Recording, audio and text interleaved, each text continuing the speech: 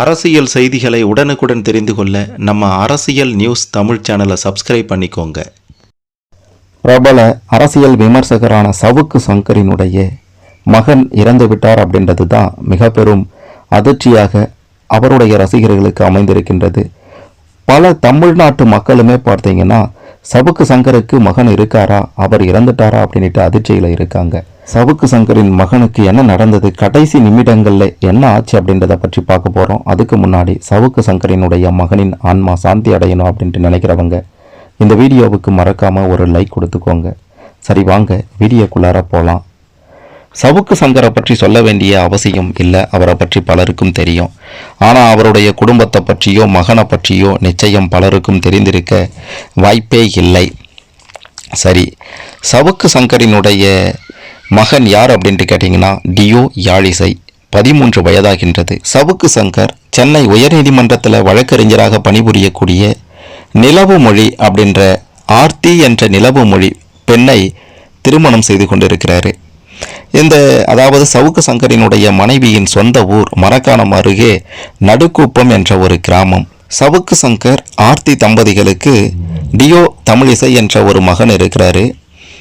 அவர் பார்த்தீங்கன்னா கிட்டத்தட்ட அவர் பிறந்ததிலிருந்தே தனிமையில் தான் வாழ்ந்து வருகின்றார் அப்படின்றதையும் சொல்லியே ஆக வேண்டும். தனிமையிலனா தாத்தா பாட்டி வீட்டில் இருந்தாலும் மிக பெரும் ஒரு தனிமை அவரை ஆட்கொண்டு விட்டது.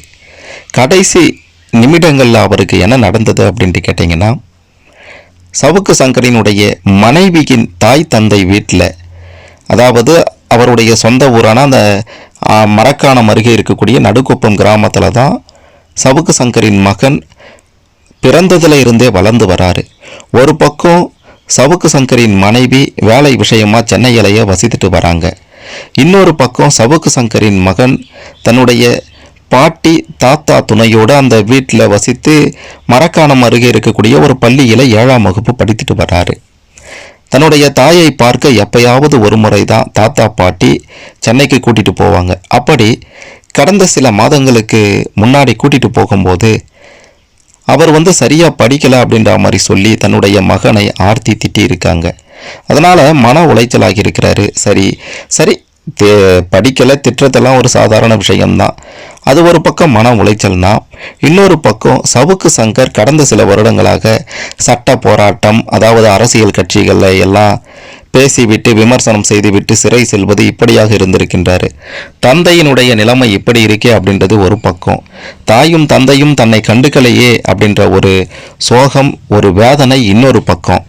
இப்படியாப்பட்ட ஒரு நிலையில் சம்பவம், அதாவது ஆகஸ்ட் 5ஆம் தேதி பள்ளிக்கு செல்வதாக கூறிவிட்டு வீட்டுக்கு பின்புறமாக சென்றிருக்கிறாரு டியோ யாழிசை.